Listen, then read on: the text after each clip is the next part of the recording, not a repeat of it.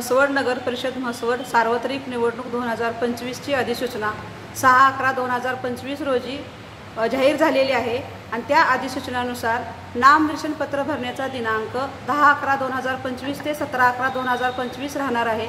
छाननी 18/11/2025 रोजी व माघार घेण्याचा दिनांक आहे 19/11/2025 ते 21/11/2025। तसेच चिन्ह वाटप 26/11/2025 रोजी होणार आहे। मतदानाचा दिनांक आहे 2/12/2025 सकाळी 7:30 वाजल्यापासून ते सायंकाळी 5:30 वाजेपर्यंत मतदान होणार आहे आणि मतमोजणीचा दिनांक आहे 3/12/2025 सकाळी 10 वाजल्यापासून मतमोजणी होणार आहे। आयोगाने 4/11/2025 पासून आचारसंहिता लागू केलेली आहे आणि जे आचारसंहितेचे नियम आहेत ते सर्व येथील नगर परिषद हद्दीतील सर्व प्रतिनिधी असतील किंवा सर्व जनता असेल यांनी आचारसंहितेचे पालन करायचे आहे। त्याचप्रमाणे आज आपण या ठिकाणी सर्व राजकीय पक्षांचे प्रतिनिधी व सर्व जणांची आज बैठक घेतलेली आहे। त्या बैठकीमध्ये आचारसंहितेबाबतचे नियम व नामनिर्देशन पत्राबाबतचे नियम याबाबतचे सर्व माहिती सर्वांना देण्यात आलेली आहे आणि नामनिर्देशन पत्रामध्ये ज्या बाबी तुम्हाला घ्यायच्या आहेत त्याच्यामध्ये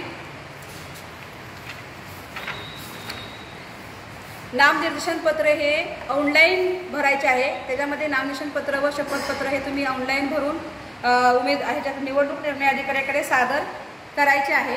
अनामत रक्कम जी आहे ते सर्वसाधारणसाठी 1000 रुपये आहे व राखीवसाठी 500 रुपये आहे। त्याचप्रमाणे नवीन बँक खातं उघडायचं आहे राष्ट्रीयकृत किंवा शेड्यूल बँकेमध्ये। त्यानंतर अपत्याचं तुम्ही घोषणापत्र द्यायचं आहे। त्यानंतर तुम्हाला गुन्हेगारी पार्श्वभूमी असल्याबाबतचे नामनिर्देशन पत्रातील विहित नमुन्यातील प्रमाणपत्र द्यायचे आहे। मत्ता व दायित्वाचं घोषणापत्र द्यायचं आहे।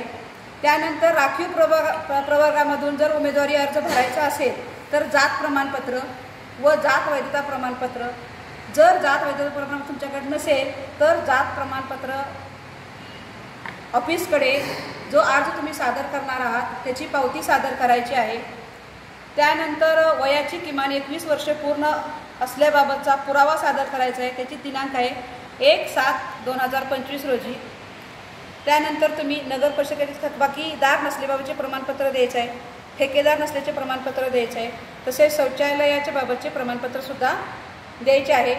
आणि ही जी काही निवडणुकीसाठी जी कागदपत्र लागणार आहेत त्याबाबतचा आपण सर्व जणांना एक फ्लेक्स करून लावणार आहोत आणि त्या बाबी त्याच्यामध्ये नमूद करणार आहोत। माझी सर्वांना एकच विनंती असेल की सदरची निवडणूक ही निपक्षपाती मोकळेपणाने होण्यासाठी सर्वांनी सहकार्य करावे एवढी विनंती आहे।